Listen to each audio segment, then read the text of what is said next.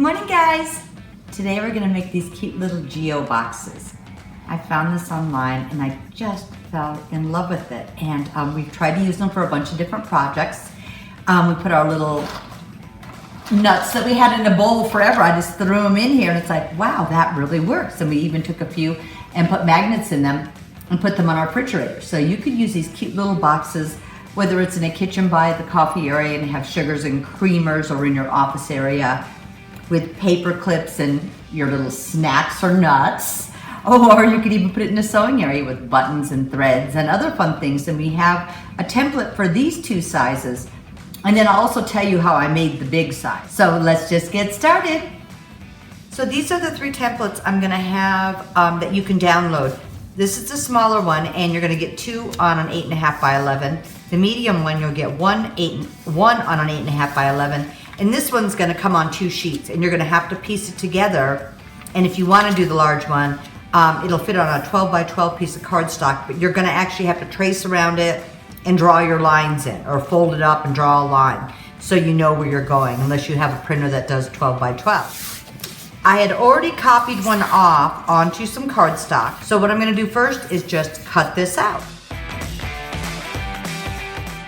Okay, so I've got it cut out. Now we're going to score it. So on my scoreboard, I have drawn a line at the number 7. It goes all the way down. So when I'm not doing an exact dimension, but I want to make sure it's going straight, I can see that dark line through here. And I am just going to score where all of these lines are. You want to make sure you use a scoring tool that isn't going to rip through your cardstock, but hard enough that you get a nice crease. So the side that you print on and the side that you see that I'm scoring on, this is actually going to be the outside of the box. But I noticed you almost see the inside better than you see the outside, so you have to decide when you print on it which side you want on the outside and which side you want on the inside.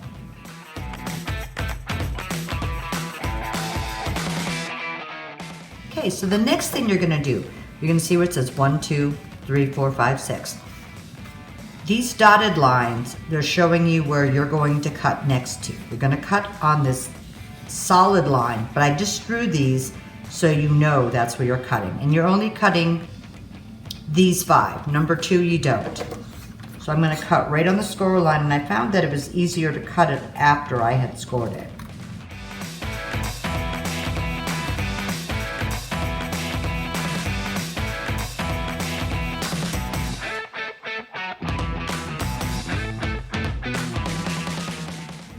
Okay, so now I'm just going to fold everything on all the score lines.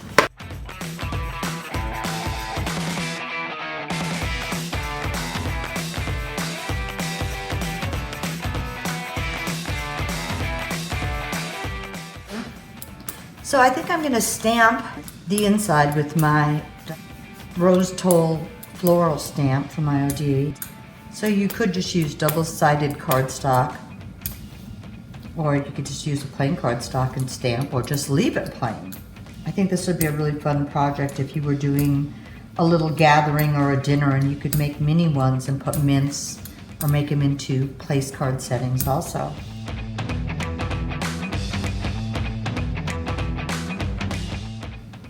So now I've already stamped this and the ink is dry. So I am just going to start gluing, and I start at number 1, and I'm actually going to be putting the glue where you see this. I'm just using a heavy-duty glue stick, but you could use double-sided tape also, or whatever adhesive you'd like to use. And I'm literally sliding it over, so you're not going to see that number. And when that's dry, I'm going to start with the next one. I'm going to do number 2.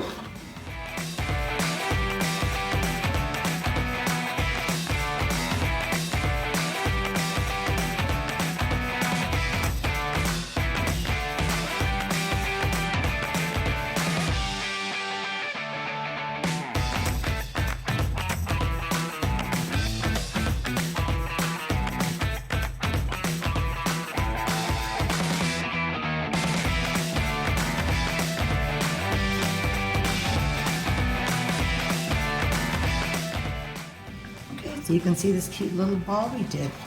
So I think this looks really, really cute. I'm hoping this project seemed really fast and fun and easy. As you can see, you can lean them forward, they lay back, so whatever you would like to do with them. But here's the one that we just did, and I thought it just turned out adorable.